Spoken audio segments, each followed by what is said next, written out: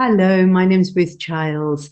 I'm a brain-spotting consultant, an author and a flautist. This is the fourth in a series of educational videos where I've been talking about the depth and the breadth of the issues involved in brain spotting and performance.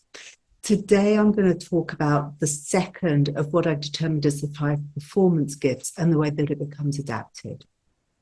So this gift is the gift of discipline and constancy. Now, when I talked in a previous video about the 3 key factors for somebody reaching outstanding performance, literally the amount of hours that they've dedicated to practicing in a particular way to their discipline is absolutely key. So with this gift, what the person's able to do is have really good practice habits. So they have this natural constancy and natural discipline in their practice. But in the moment of practicing, their mind is very open and relaxed. It's full of a sense of exploration and curiosity, which means that the body is also open, relaxed, and the brain is really receptive to learning at the most accelerated pace.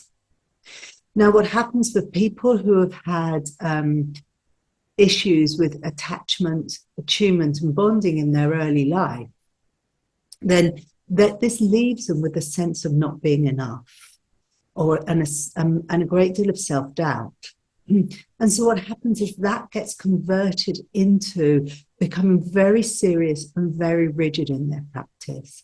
It's like they need to try really hard. They have the sense they have to try harder in order to be able to achieve the level they want to achieve. Oftentimes, they will even be making everything harder than it needs to be. Or there's a sense that unless it's really hard, then it doesn't have any value or worth. This can also sometimes lead people to actually avoid practicing because practicing just becomes really painful and unpleasant. What's happening in the brain is it disconnects and inhibits the part of the brain that can learn, and it also inhibits the part of the brain that is connected to body-brain coordination. So, in fact, by trying so hard and becoming so rigid and so serious, the brain actually is unable to learn effectively. So it seems to become even harder. And the sense of not being enough becomes even stronger. Now, what's really great about brain spotting is we can enable somebody to come back to a new relationship with themselves.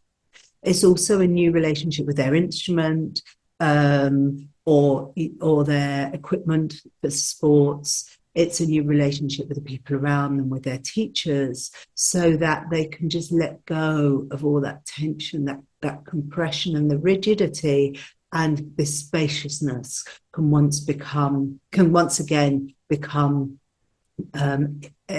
innate within them, and certainly when they're practicing. So this is one of the really key areas that we're working on in brain spotting and performance. And it's not so much to do with preparing for a particular performance, but the whole way that they engage in their practice on a day-to-day basis. I hope this has been interesting to you, and thank you very much for listening.